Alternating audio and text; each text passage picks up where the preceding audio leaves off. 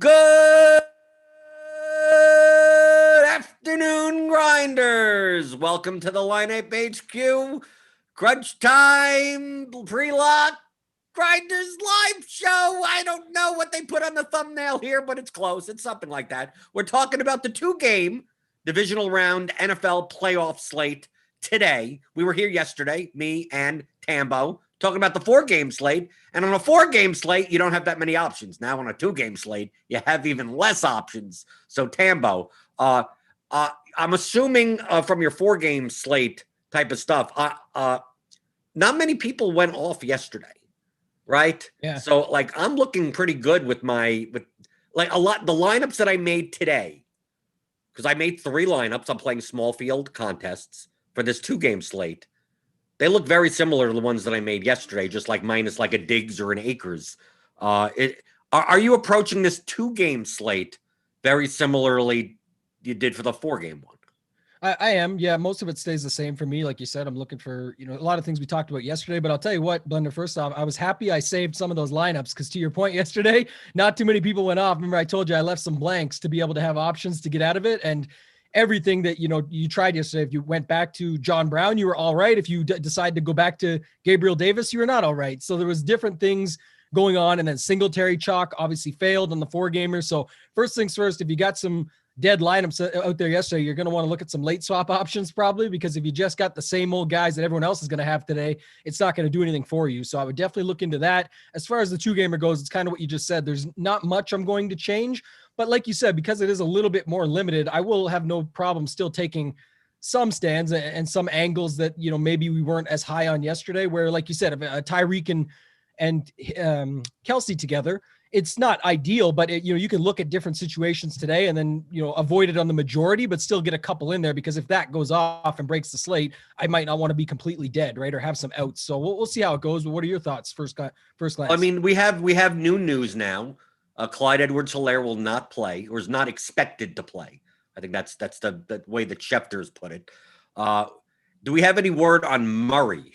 Is he not he's not expected to play either? Both him and Taysom are not expected as of now. Oh, Taysom! So he can't troll me. Oh, great! I almost feel better about my Saints lineups, because that's the biggest thing that in any showdown, it's like, okay, I'm going to play Kamara, and then Taysom Hill is going to be a 2-yard rushing touchdown out of nowhere. But I mean, to me, that significantly impacts the slate, because we're losing running backs out of backfields now. Mm-hmm. That obviously Kamara was one of the top plays on the two-game slate, on the full slate anyway, regardless. But now we have Le'Veon Bell, Darrell Williams, Darwin Thompson. We know the Chiefs, like Bell may be, quote, the lead back, but Darrell Williams is typically good with pass protection. So they may rotate their backs more. But on a two-game slate, you have to play 2 running backs. And then you have the whole situation with Ronald Jones in Tampa. Like Fournette is going to be the starter, but is how much is, if any, is Ronald Jones going to play? So really, to me, the interesting part is that I'm expecting in this two-game slate, Kamara's ownership is going to be astronomical. Right. Obviously, that would be the number one leverage point in large field tournaments.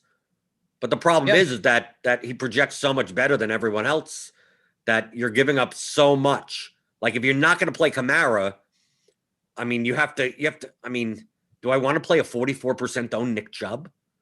I mean, to me, Nick Chubb at that ownership seems like the guy that I don't want to play, that I almost rather eat Kamara. I mean, but it's a 2-game slate. I mean, you can make nutso lineups if you want in large field. Yeah. So what are your thoughts? I'm going to build 150 right now. Yeah. Just to get a sense based on the blitz projections. But what are your thoughts on like the running back position being like Kamara plus someone versus not playing Kamara at all.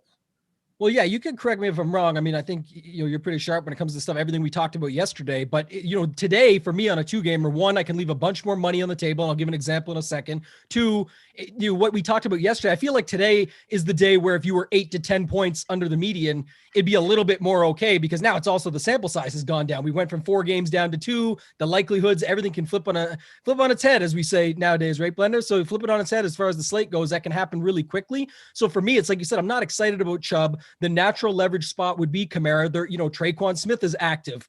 You got Jared Cook, you've got Michael Thomas, you've got Breeze. You can go that route and get them into your lineups and just leave him be. And even if that means leaving 2,000 and instead of playing Chubb in that spot, you drop down to Kareem Hunt, forget ownership aside. It's unique enough because money's on the table. You play it from the fact that the Browns are going to be coming back from the other side. And so what that you didn't use the money? You've got a lineup that makes sense, and you've got a lineup that's still leveraging the slate. So that's kind of how I'm looking at it going in. What's your thoughts on that? And then what do you see here with the first glance? Right. First glance, building 150 optimal.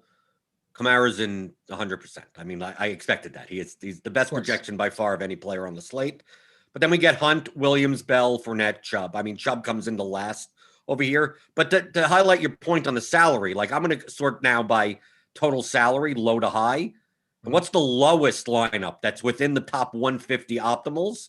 And that would be a 49K lineup with a 154 projection.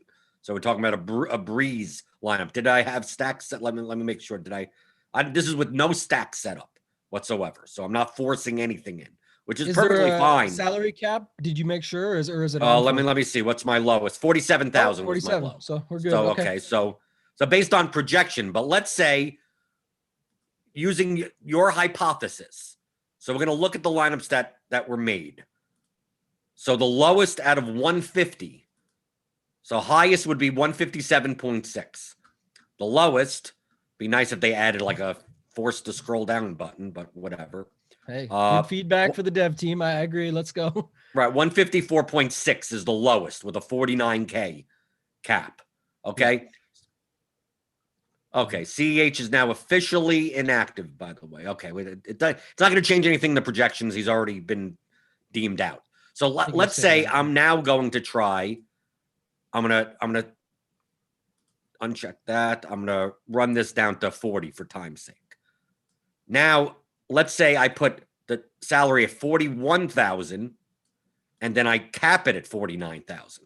So that lineup that we just saw is at like 154-ish, right? So I'm gonna build 40 lineups. I should see that 154 lineup up here. So here you go. Here's that 154 lineup.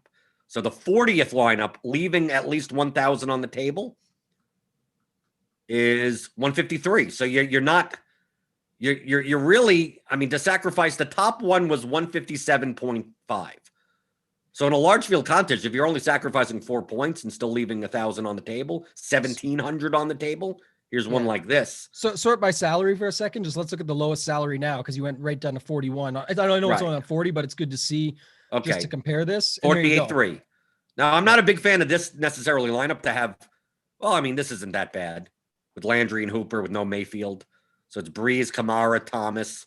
You get Darrell Williams and Kelsey. I mean, this is doable. I mean, it's a 2-game slate, anything, and pretty much anything's doable. So I'm taking a look, and it's like, look, you could leave 1,600 on the table, and it's not like you're playing a bad lineup. The pricing is very soft. So you're still getting 2 Chiefs pieces, a Browns piece, a Saints stack, and a 1 run back for Chris Watt. I mean, Tyler, these lineups, I mean, they make sense, right?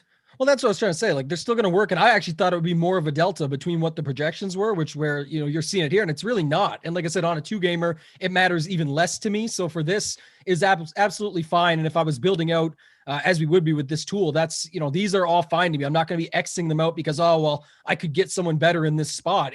They're built correctly. And we haven't even put stacks into them yet. We haven't done any of that. And yes, of course, like Curtis just mentioned in the chat, the first one we looked at is going to be duped 500 times. It will. And that's kind of what we're showing here and why we're suggesting against that, to maybe not use the lineup that everybody else is using and start looking at some of these, because while everyone sees this as the best projected or the one that's going to be that's got to be it, it's not going to be. And that's why we're showing you, 50 more that you could use that even with leaving 1,700 on the table are only 3 points shy of projecting towards that, and definitely can have the outs to get there to the top of a GPP. Okay, now I ran a 40 with the ownership cap. I think I have to change the salary to make sure I get that. Hold on. Yeah, let me change the salary back up to 50,000. Now I'm going to cap it. Most of these lineups that we're looking at are over 300 ownership sum. Mm-hmm. That doesn't necessarily mean they're bad, that they're too owned. Maybe in large field, but maybe in medium to small field, it doesn't matter. So I'm just going to put the cap at 300. As a blunt, this is just a research method. So I have the max at 550,000. What lineups look like below 300 ownership sum? So build 3 we'll get rid of. That didn't have the cap. And here. So the best one, okay, now we're sacrificing like 7 points, right? Mm-hmm. 148.75 to get a Breeze, Kamara, Cook, Thomas.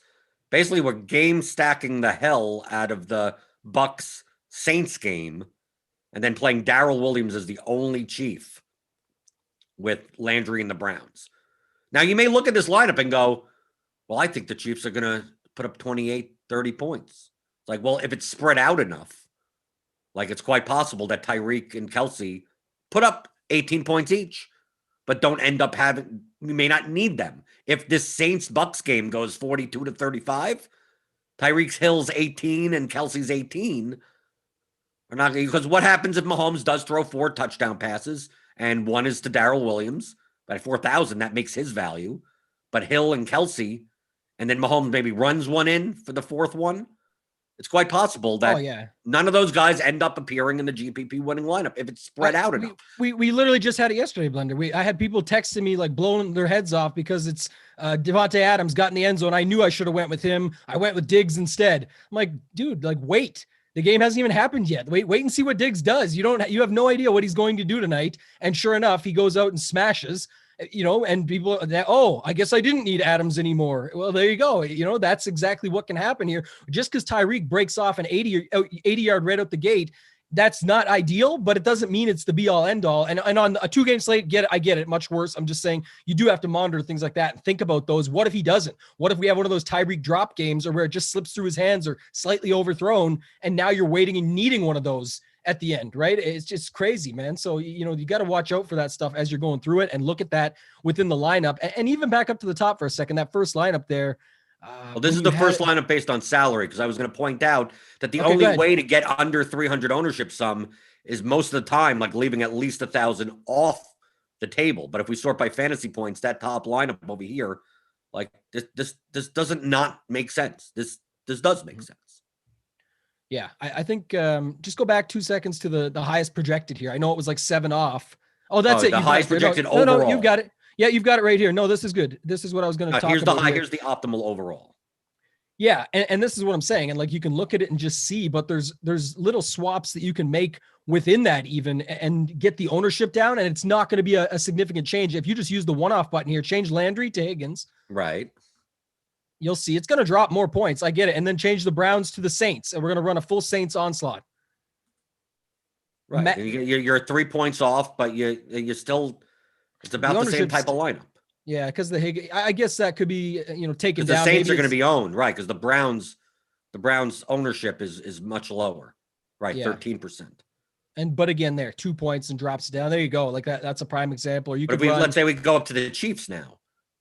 It's like, okay, we're paying there. And let's say instead of Higgins and let's say instead of Thomas, we leave money on the table and take Emmanuel Sanders. Well, now we're significantly dropping in projection. But for a large field tournament, like this isn't awful, right? You're taking Sanders, but now maybe a full onslaught and you take Brown and you move that up to Thomas. Yeah, there's just so many ways you go. I guess like how it was originally, you could have done something instead of Higgins that left the ownership there, drop it to Peoples-Jones and leave 1,000. It's a lot more risk, but my point is that all he has to do is the guy that catches the bomb instead of Higgins, the one-off play, and while it will show up 8 to 10 points less here now, you still could have ran that, had your little mini stack with Darrell Williams and Peoples-Jones. The rest, it was pretty much in on an onslaught for the Saints, and from there, whatever happens. But it's like I said, then you're only really needing one thing. And then Curtis brings up, he's been chatting here with us a little bit, another good point. Yeah, the ownership doesn't matter overall as much if you've got certain pieces in there. Like when we chuck a 1% guy in or a 3% Peoples Jones, you're right, or 1.7%, sorry, then you can do that. Or if you have a Brait in at the tight end slot, somebody mentioned earlier in the chat, I think, yes, that's definitely a way to go about it, that you can just not have to worry as much. But then, like I said, you're just only needing that real one result to happen as long as the rest of your build makes sense and goes together. So I do like that call. I sort of like how you're showing it off there, Blender. What else? What else do we got here, man? I think also we have to take into account like the defenses. I talk about this on showdowns and in very small slates. This is an extremely small slate. If there's no defense that gets a pick six or a shutout, most of the time the defenses will score around the same amount of points. The range of their points is going to be limited. So you may look at a lineup where, like, let's say I take out Godwin and put Hill, right? Let's say you could play a full Chiefs onslaught, and because the Browns defense is so cheap, also play the Browns. Now, if the Browns still scored 17 points and the Bucks score 20 points and the Saints score whatever, and there's no pick sixes, the best defense may have 6 points, right? Mm-hmm. The best defense has 6 and the worst one has 1. So the difference of 1 to 5 in the span of $1,200 may not matter. Maybe the fact that you just took 1 point with the Browns allowed you to pay up for the one team that went nuclear, and Browns and that's the only way to make that lineup. Now, obviously, if one of these teams gets a double-digit score, then you're probably going to need that defense on a 2-game slate. But don't feel so compelled. Like, I have no problem whatsoever on these short slates of I'll play Baker Mayfield and 3 pass catchers and the Chiefs defense. And like, it doesn't matter. Or the Browns defense with Hill and Kelsey. Because it's quite the range of outcomes of these defenses on most slates, when there's only 4 of them, the likelihood of one of, like when we play classic slates, we're playing 13 games. There's 26 defenses. There's always one schmucky defense that you can never predict that puts up 23 points, right? Out of the blue. You would never be able to tell, right? It just happens, or 2 of them do. But on these, you only have 4, so the likelihood of one of them having a 23-point score is much lower. So the likelihood of that range being, I only say this again because I want to stress that people will build lineups and go, well, I want to play these guys, but then I have to play the Browns defense. And if I think the Chiefs are going to win 35-21 or whatever, then why am I playing the Browns defense? Maybe I'll get negative points. But -1 could win you on this. I mean, like, the highest defense scores 4 and the lowest defense is -1. Defense doesn't really matter all that much. I know we're eventually, getting there in the DFS landscape where people are starting to understand this, but defenses actually typically do better in high scoring games. Like the Mexico game between the Chiefs and the Rams, I think both Ds went off for 20 something points, even though there was 100 something points put up. It's because they're part of that scoring as well. And that scoring matters so much more than them being knocked down to points against. Right? We've talked about this plenty in the past and why people just don't care about it, but on a 4-game slate, that can definitely still happen. And like you said, that's why, I've got no problem there with Williams, Hill, Kelsey, all against the Chiefs D, because those guys could all be the guys that you need to have and break the slate up. And then who cares about the D if all the Ds are down at 6 to 8 points, or even if one of them hits 12, you could be at 6 with those guys and still be more than enough because you've got all those other pieces in your lineup. So I'm all for, up to even 3 guys against even whatever you want to do. But so many people will swap off that lineup just because of one running back against the D or something. And they just get off that build. Right. I don't think it matters. Especially someone with Kamara. I don't mind playing the Bucks D and Kamara because Kamara's a pass catching running back. So you can't even think in terms of game scripts on 2-game slates. It's like I'm more likely to prioritize uniqueness than what's correlative, because most people try to be correlative, right? Most people are like, well, how do I play 4 Saints and the Bucks defense? Like, that doesn't make any sense, which means it's less made. Yet, even though it shouldn't not make any sense, the defense, who cares? The same thing with the running backs and if I want to play Nick Chubb, like, I need to play for the Browns to have a positive game script, but I don't think it's going to have a positive game script. I don't want to play I don't want to play Chubb and 2 running backs on the same. You can play Chubb and Hunt together. You can. Now, is it negatively correlative? Yes, but it also means it'll be more unique. So you have to balance that out. I'm not saying you should do it. It depends on the contest you're in. If you're in large field contest, be more inclined to do things that other people are not going to do and hope for the outlier. It's quite possible in this game that both Chubb and Hunt rush for 100 yards and Kamara puts up a dud, right? Everything goes through Michael Thomas or something. Like, that can happen. It's a low probability to happen, yes. But if you're trying to beat 190,000 lineups, like, when you're right, you win $500,000. So consider that. If you're playing a 400-person field, the probability of that happening is too low for the 5K or 10K that you're getting for your $100 entry fee. So I can understand not doing that in that contest. But so that's why in the contest I'm playing today, I'm playing 3 lineups. I'm playing the spy, the power sweep, the red zone. Like, I ain't playing Chubb and Hunt in the same lineup. But even though it's negatively correlated, don't automatically go in and say, I can't do it because the likelihood is low. It's like, well, GPPs are 1 on the likelihood is low. And it's also your risk appetite. We've talked about this enough in the past, but I think for me, like, I'm not totally against that because, again, going back to a 2-game slate for a minute here, and I know you don't necessarily need to do it, but how much risk do you want to take when most of the field's probably not going to do this, even in something like the spy? What is it, like 1,700 people, $100 single entry? Like, that's a spot where what if I just want to play the 3 best running backs? To me, it's Hunt, it's Chubb, and it's Alvin Kamara. So what if I decide, it's not like I'm going way off the board there. That absolutely could happen. Just again, then you have to build your lineup accordingly to what you think that looks like. It's probably a little bit too aggressive to your point, but at the same time, it's not like I'm then having to decide between the Pringles, the Robinsons, what is it, Darwin or is it Darrell? Everyone wants to know at running back, all these different Play questions. them all. Someone in chat is like, why don't we play Bell and Williams together? Why don't we play Bell, Williams, and Thompson together? That would be the ultimate tilt lineup. I don't think you should do it, but like the tilt lineup for all the Tyreek and Kelsey owners. Like, imagine the Chiefs win 28 to whatever, and Mahomes throws one to Bell, throws one to Williams, and Darwin Thompson gets some garbage time touchdown, and Hill and Kelsey are sitting there with nothing. Yeah, it's just so in the playoffs, especially, it's just so hard to. But like you say, you can do whatever you want there. I just think their game plan is to throw the ball. So that's where I have more leniency on that side to say, okay, I'll trust some of these chalk pieces. Maybe like you said yesterday, I'm not sure what you're doing on this 2-game slate. Are you still splitting up Hill and Kelsey? Just because that'll be the most natural. Yeah, that's what I thought. Okay. I mean, I'm the lineup. My 3 lineups. I'm essentially playing a Mayfield stack, a Breeze stack, and a Mahomes stack. But my Mahomes stack has Robinson instead of Hill in it. Yeah. So, but I'm playing the stack that I like playing, based on Eric Beimfor's premium content. If you're a premium member, you'd have gotten that. He does a data analysis on all these types of short slates and showdowns. So if you want to sign up for premium and get access to Lineup HQ and all our projections, click on the link in the description below. You get $10 off your first month. Rotogrinders.com/premium. If you want the combo package or just NBA, just NFL, you could do it by sport too. So I like doing my super stacks, my 1-3 with the 1 run back like that. So I'm going to run 40. It's like, what is, okay. I always forget to hit the 100%. They should almost default it that way. Yeah. Cause it's 0. It's not going to do anything. Okay. 100%. There we go. Trying to do things too quickly. So 40 lineups. The nice part is it runs really quickly. So that's good. Here we go. Here's 40. Okay. So here we go. Yeah. Drew Brees.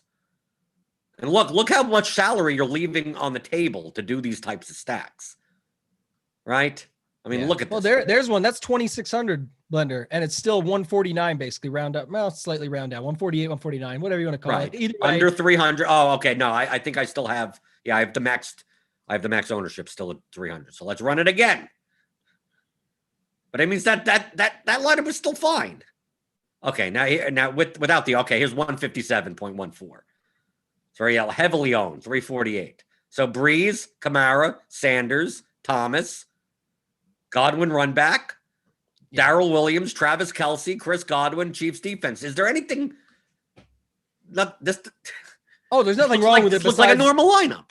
Yeah, that's going to be duped quite a few times, but absolutely, it's a great lineup. There's nothing wrong with it. It's maxes out the salary. It's high ownership. It's all the pieces that click in together that most people will start with. And it's off Mahomes at least, which gets you a little bit different, but not enough probably. But still, it's good to see that, like you said. But to your point, back when it was just by error or forgetfulness, but you had it on 300 cap, it was 148. It was less than 10 points out on this slate at 50% less ownership with a lot of those good pieces still set up the way we want it stack wise. And with Eric's article and everything shows and all the data analysis, that's the way to go about it. So I think that's fine.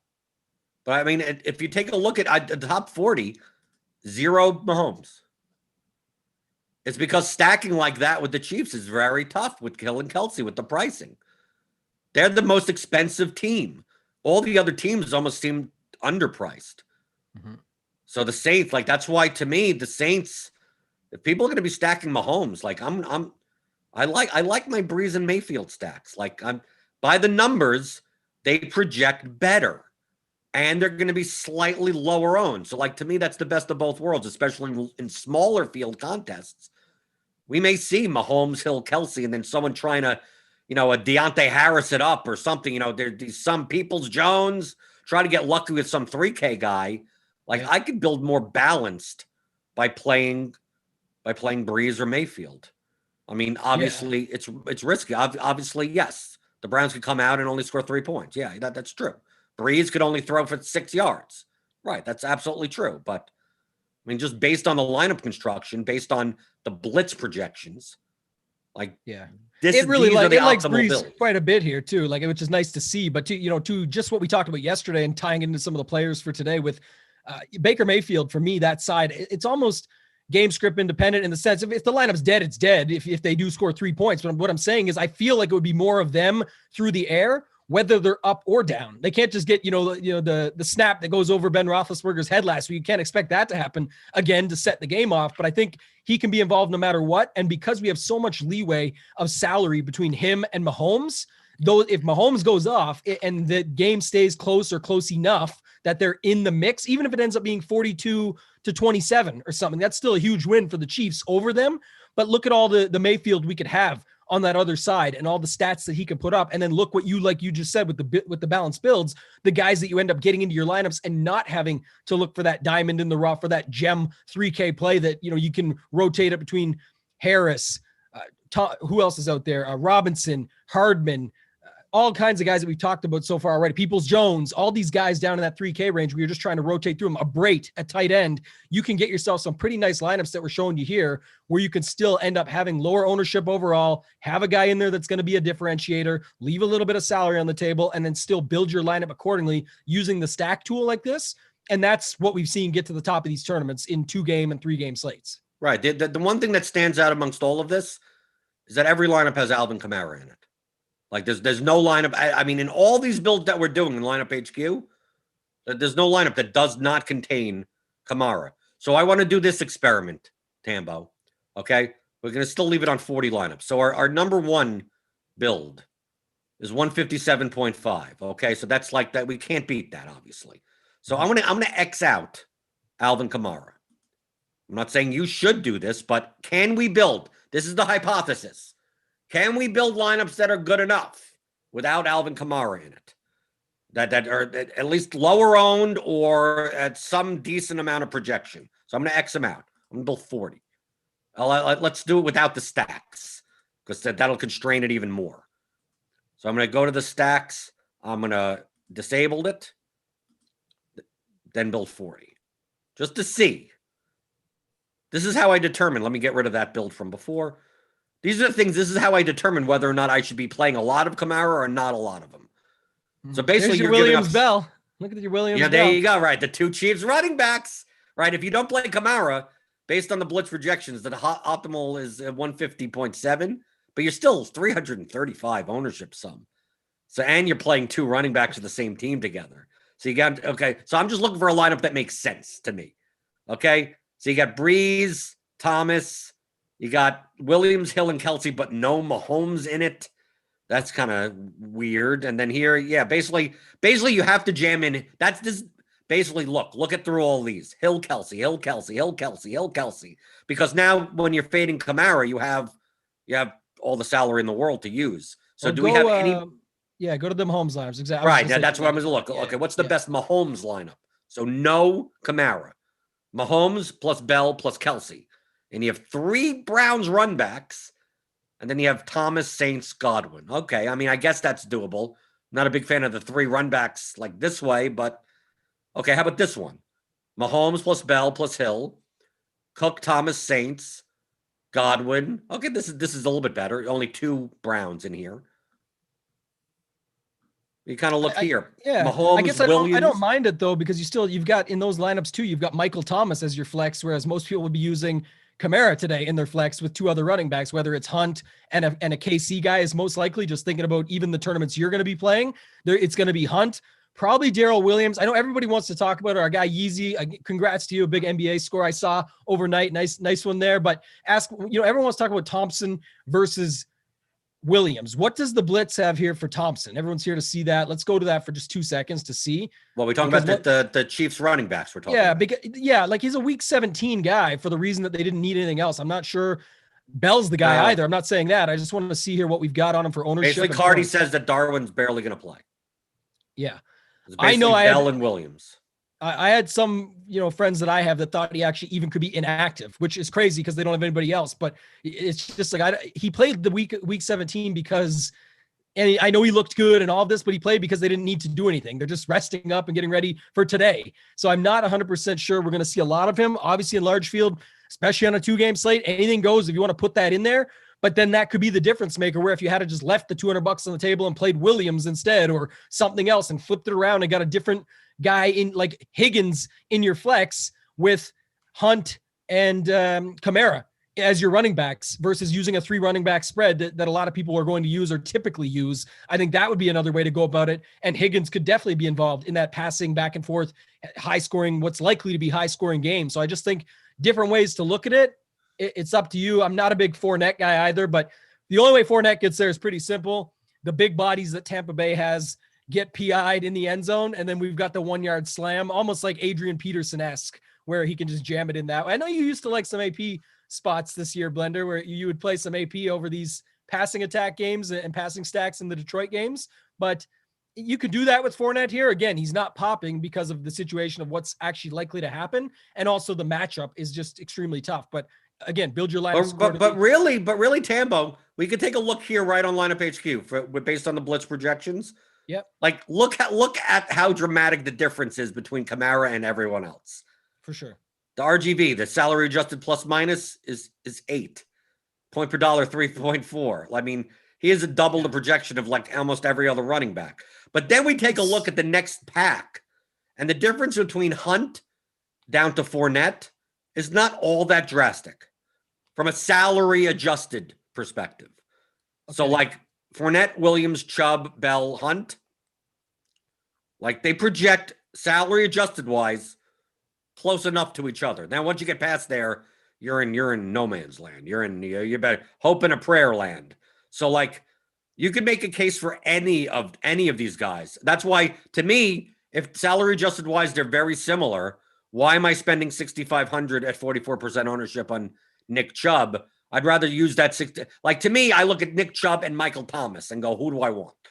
I go, I'll take Michael Thomas. I'll take Michael Thomas. Do me another favor here. Lock Kamara and Hunt there, and then go in the settings and turn up wide receiver 100% flex. Okay. Or tight end. You can mix tight end too if you want to go 80-20 or something crazy just to see. But you know what I'm saying? I don't want any running back in the flex, because what I'm trying to think of here out loud, Blender, is, and just talking through it with you, is it's pretty hard to get off Kamara, right? Like it looks like it's going to be pretty difficult. So how do we be a bit different? And I think most people will use Kamara in the flex and have a Browns running back, a KC running back, and then they'll use Kamara in the flex versus what does this look like? And what are our builds versus that? Because look at this. Yeah. We get double. It's a lot of double tight end. You get Kelsey and Cook together. You got Hooper and Kelsey together. Here's a Thomas in the flex, right? You get something like this. But look, they all project very well. 157, but they're also high owned. Yeah, I think that's also one of the things we looked at, though, and talked about a little bit yesterday. But this is the case where, we're not getting anything in the give or take, But what we are probably getting is still a unique build in the sense that what we know most people are doing is putting Kamara into the flex. So that to me still stands for something. And we are still getting the same points. So we're not fully losing on the projected points. Oh, so you think, oh, well, hold on, Tambo, you think that the popular build is going to be 3 running backs? It feels like it to me today. Yeah. Really? You do? Because, you just saw we just looked at it on all the other builds. It had Darrell Williams and it had Kareem Hunt or Chubb or somebody plugged in. You see the ownerships. If Chubb's going to be 44% and that's legitimate, you've definitely got KC guys with the Clyde Edwards-Helaire news. You've definitely got Kamara because of everything we just talked about. So how else does it happen? If Chubb's I think Thomas in the flex. I mean, take a look at the build. These are the top 40 without any settings. So we're still talking about Thomas, Cook, Kelsey. We turned off this build you're in right now. Oh, okay, you're right. I have to go back and let's go back. Let's get rid of all that and let's do it again. Or just look at build 1. I think you had it there. Right. I think it was already here. Here you go. Michael Thomas in the flex. Cook in the flex. Kelsey in the flex. Thomas in the flex. Thomas. Oh, okay. Sorry. Turn off the lock button on Kamara and. No, it's off. Do we have it off? Yeah. See, that doesn't make sense to me then, because just the math of it. If Chubb is actually going to be 44% owned, that's saying almost half the lineups in your tournaments are going to have Chubb in it. But you also have to realize, Tyler, we're looking at blitz projections, and Michael Thomas gets like the home in a dome explosion. So I think we have to take that into consideration, though. Like it's just okay. So let's do this then. So I'm going to go to Michael Thomas's projection. I'm going to bump him down to 22. Okay, to give the non-blitz projection for him, possibly. I mean, around the industry, maybe he is projected for 25. So let's knock off 3 points, and then let's see. Also, let me see the Darrell Williams ownership for a second that we've got him at. No, we still get Thomas in the flex. Yeah. So yeah. I also don't. We have it 19%. I don't know if that's going to be the case either, right? And is this updated? Refresh. Well, 9:23 in the morning for the projections. Well, I wonder if after the. Well, you think so? You think the popular build is going to be Kamara, Hunt, Williams? Or Chubb. I just think that Kamara I think Kamara and KC go in no matter what. I think people are putting a KC running back in because of the injury. Yeah, I guess so. But I mean, why are you playing the Browns running back? I mean, the wide receivers are too cheap. Yeah, I just look at the projections. What's our projected ownership on Chubb and Hunt combined? 27% and 44%. Yeah, maybe that's a little bit overboard. It might be. It must be then. That's what I'm saying. That's kind of the idea. Well, I think this ownership. No, it's taking into account Darrell Williams. So I don't know. Yeah. But you're right from a mathematical perspective. You're right that how could Chubb be 44% owned if, like, I think Kamara. I think it's more of this. Kamara we have projected as 64.8% owned. I think he's going to be 80% owned. I guess this would make sense. This ownership makes sense if Kamara was 65% owned. I think Kamara is going to be 80%. So that other 15 is coming out of Chubb. So Chubb's going to go down to 29, something like that. I think what the issue with us is not the ownership on Chubb. It's just that I think Kamara is by far if I had a choice to lock anyone into 100 lineups, it would be Kamara. Yeah, and that makes sense. The point you just made, and that's what it's a good exercise, right? To look at something like this, because that's why we're doing this for everybody, is because it makes perfect sense what you just said. The 44 is really going to be like 34, and the 65 is going to be 75. And then that will also change that, not necessarily if we just swap it right here, but the idea of what the builds are going to look like. I think you're right in that sense. I do think it's because the first 4 there, though. Those 4 are just going to be in so many lineups together. So you could also just set up a simple group in the player groups and just put those 4 together and say at most whatever, and also set up a smaller group of Hill and Kelsey and just say at most 1 and see what that does just in its own right. You already talked about the Hill and Kelsey one. I like that one. So why not just set that one up as at most 1? Right. We could do that. And we could also set up that one with Kamara, Thomas, Hill, Kelsey, Hill, and a max of 2. Because we obviously can't play Kelsey and Hill together based on the other group. So basically, we don't want to play. Basically, if we're going to play Kamara, we can only play one of these 3 guys. Yes. Because we're going to get a lot of that because Kamara projects so much higher than everything. Essentially, this group means Kamara plus only one of these. But remember, you have to spend the salary somewhere. We're going to get a lot of lineups that leave money on the table. Well, that's what we want to see, and I'm not against that. We've already talked about this, but that's okay. I don't have stack rules on at all, so this is no stack and no nothing. It's whatever it is. So we get this. So the ownership is still there. Like, this is going to be unique. Imagine playing Mahomes and none of the pass catchers and just Le'Veon Bell.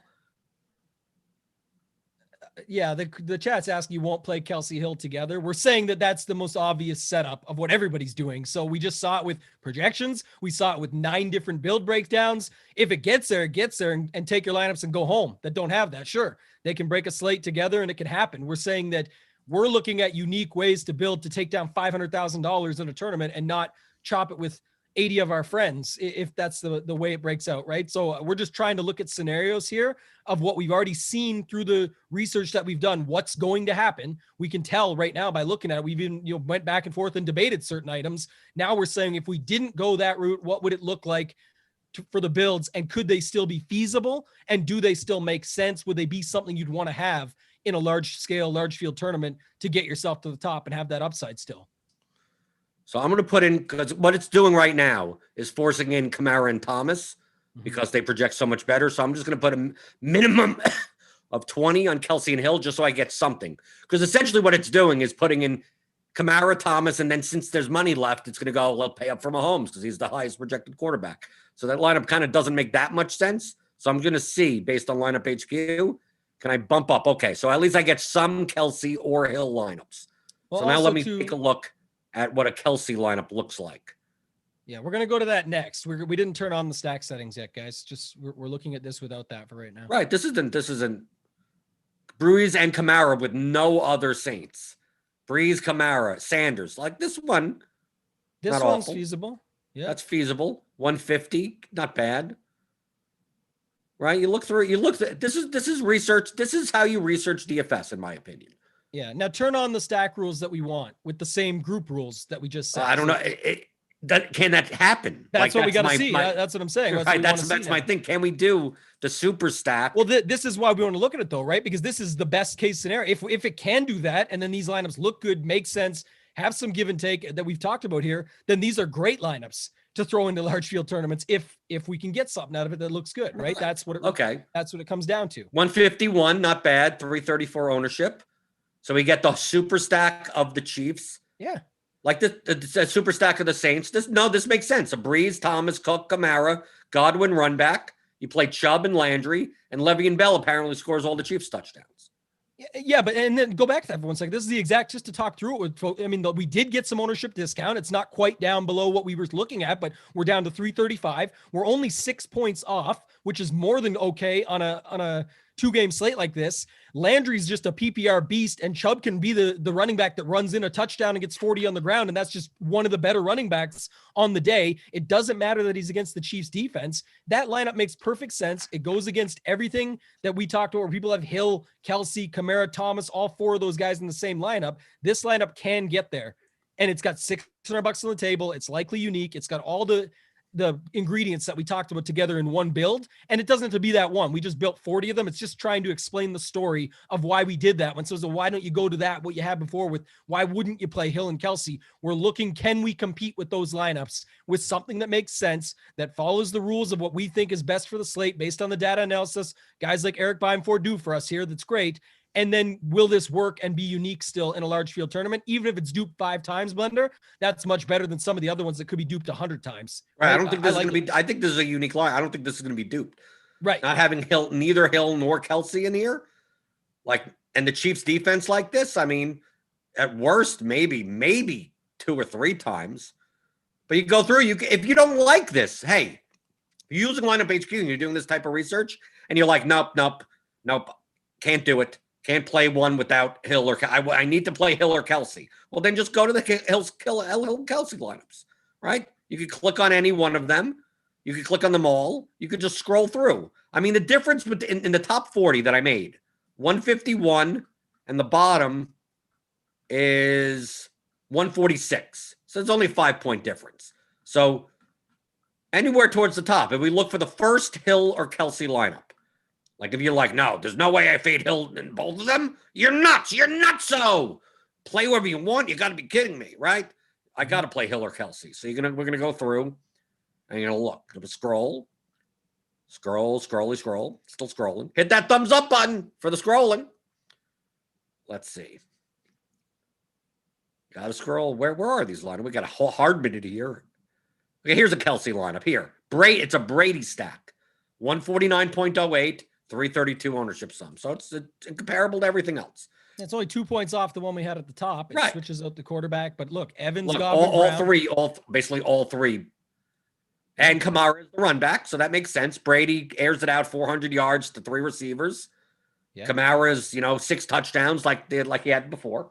It's got Williams for those that said they don't like Bell. Kelce's a PPR beast, basically another wide receiver. And on top of the fact, Kelce also is at the 1Z position. I know we've got a flex on DraftKings, but the idea, what if he just destroys it at tight end and none of these other cheap tight ends really come through? Look at all the guys you have in this lineup that make sense, right? It's a bunch of points there waiting to happen if that goes its way. We just saw the Tom Brady, Evans, Godwin, Brown stack work a couple Saturdays ago when he was done at the half with 30 points or whatever it was, and all of his guys got there. It definitely could happen. It's not saying it will. It's just we're looking for unique builds that don't feature the other setups that everyone else will have in their lineups. That still makes sense. Yeah. I mean, that's why on a 2-game slate, there's only so many things that you could do, but there's so many ways that you can do it. So when you pigeonhole yourself into, well, I got to play this guy and I got to play that guy, how many lineups can you possibly make? I got to play Kamara and I got to play Tyreek Hill and I got to play Michael Thomas. It's like, how many lineups could you possibly make like that? And then you have to figure that the rest of the field is also thinking the same thing, right? I got to play these guys. So it's like, I'm going to get cute by playing Donovan Peoples-Jones. And you find out that he's 4% owned. And you're like, okay, that's low enough. But he's in the same exact lineups that you made because those are the only lineups that it makes sense to fit in. So you're trying to find lineups that still make sense. This is for large field play that have a leverage point that as long as that leverage point fails, like you're in a position to win first, you're easily in a position to win first place. So in this lineup, not having Hill or Kelce, if the Chiefs fail, which is less likely, this lineup's positioned to win first place. So you could root against the thing not happening. You could play a lineup without Kamara in it. I know he projects better than everyone else. But let's say he does. And it doesn't mean that he puts up 4 points. Maybe he only puts up 12 and you don't need him. Well, that means 80% of the lineups in your contest is poof.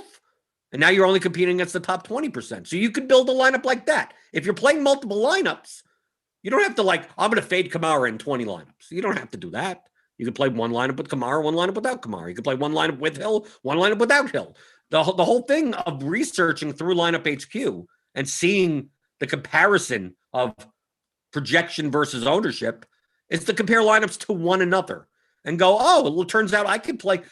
Before doing this show, Tambo, if you would have told me that how many points do you have to sacrifice in order to not play Hill or Kelce, I would think in my head, I would have thought, I think too much.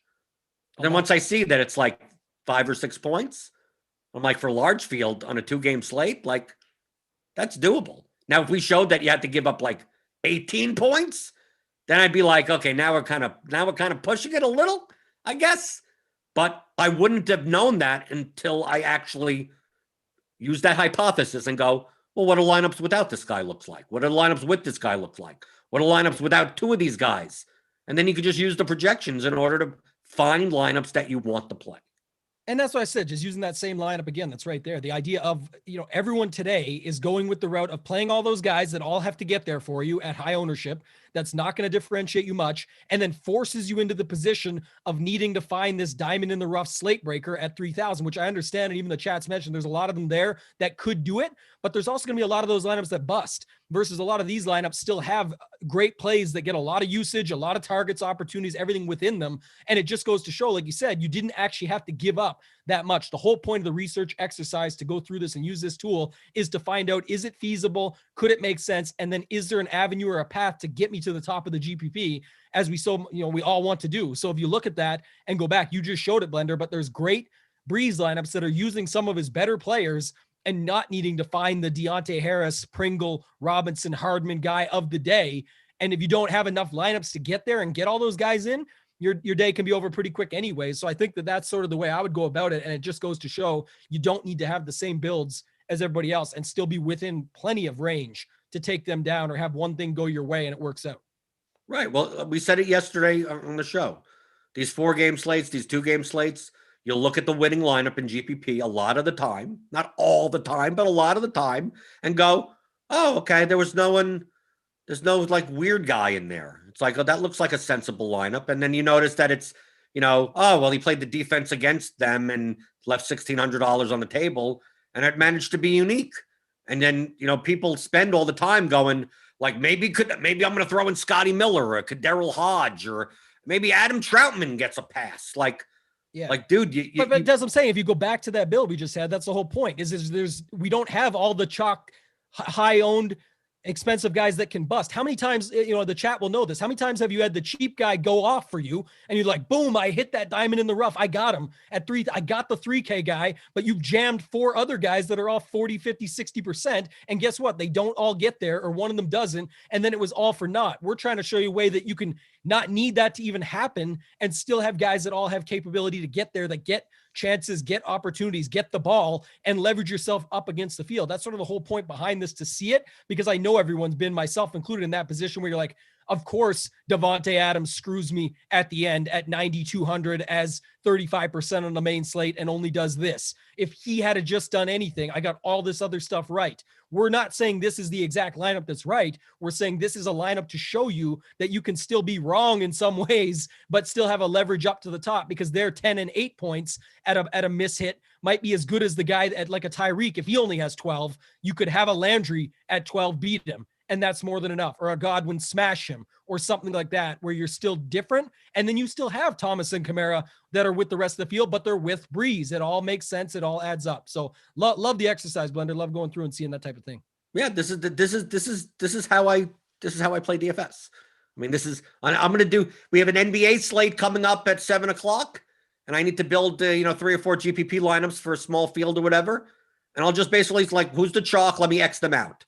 Can I build good lineups without them? Oh, I guess I can. Or if I do, I have to play Wes Iwundu. And then I'm like, do I want to play Wes Iwundu? Probably not. So then I X him out and go, nope, there's no way to play a good lineup that I would want to play without, playing Wes Iwundu in those lineups. And then I say, okay, I guess I need to play the chalk guy. And then I try to find a different leverage point.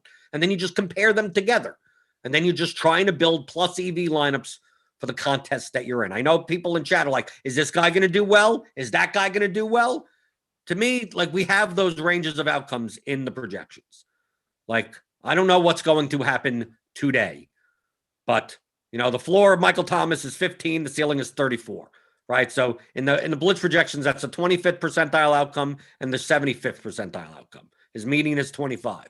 What's going to happen today? I have no idea. So all I'm doing is using the numbers to try to build lineups that have a higher expected value than my opponents. So, like, to me, that's the game. Can I build lineups that have a higher expected value than my opponents? And if I'm building multiple ones, I can build ones that are completely opposite of one another.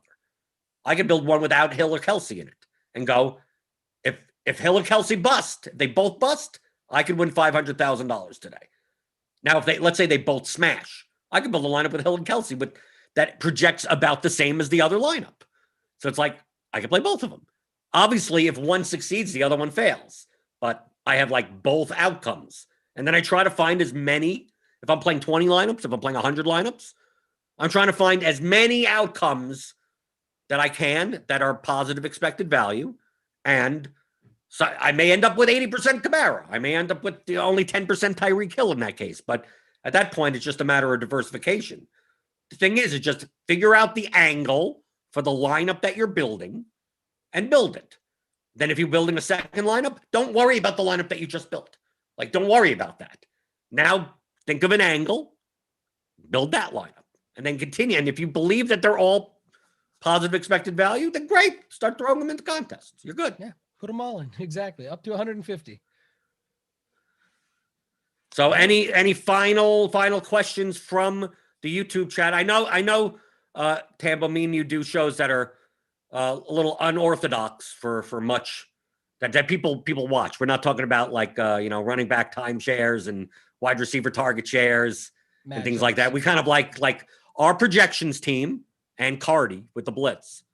Like, numerically know football more than I will ever know. So I just trust them. And then just the goal is to just use the numbers to make as good lineups as you can.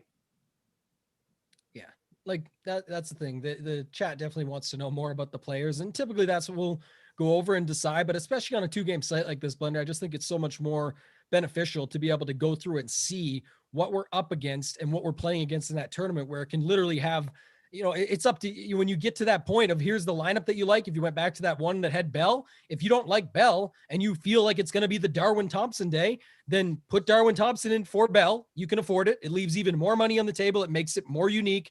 And then on top of that, you can also duplicate it and then go or re-import it, whatever you want to call it, and then swap it back and play both of them and just say, I'm going to go. I love the build overall. I love that lineup. I'm not sure if it's going to be Bell and Thompson. And as we don't know that either, we're sitting here doing the same thing. Andy Reid off a bye. Who knows what this guy's going to do with his backfield, right? We just know that Clyde Edwards-Helaire is inactive. So it should open it up for someone. But at the same time, what if it's nobody? That's what I was trying to say earlier. What if it's nobody? They already didn't use what was CEH doing since besides week 1 when we first saw him and everyone said he's going to be the rookie of the year. Forget the injury, unfortunate events. I'm talking about the rest of the season. It's not like he was their main go-to piece. They throw the ball. That's their MO. That's what they like to do.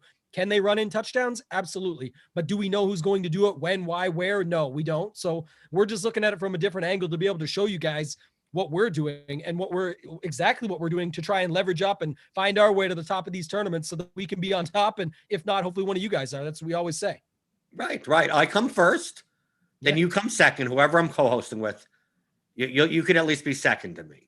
And then third could be anyone else in the YouTube chat. And the third place guy is someone that gave a thumbs up or hit the subscribe button and the notification bell. If you didn't do that, then you deserve a min cash. If you don't thumbs up this video, the best I could offer you is a min cash. And that to me that's being a little too generous. I really hope you don't cash at all if you didn't hit the thumbs up button. But just min 1.5x, I'll give it to you.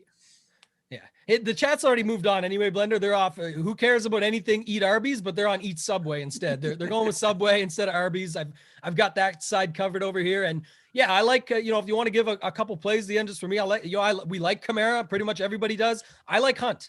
I like those two in the running back slot, switching out, getting off of this KC backfield altogether and just roll it out that way and forget about this Helaire injury and try it out that way. That's for me. Whatever you decide is for you. I hope what we showed you guys today here was, excellent stuff as far as showing you how we actually can use this, what is feasible, what can make sense.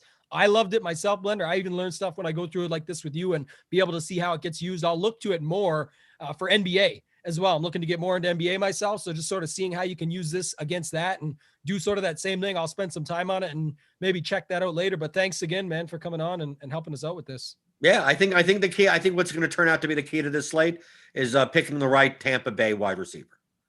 Yeah, good luck. But I mean, I think that's what it's going to be. I think playing the Kamara, Thomas plus Evans, Godwin, Brown. It's who gets 100 yards. And I know that the narrative is that Lattimore shuts down Mike Evans, but who the hell knows? It's one game. It doesn't make it. It doesn't mean that it's going to happen. Maybe it's the Gronk show.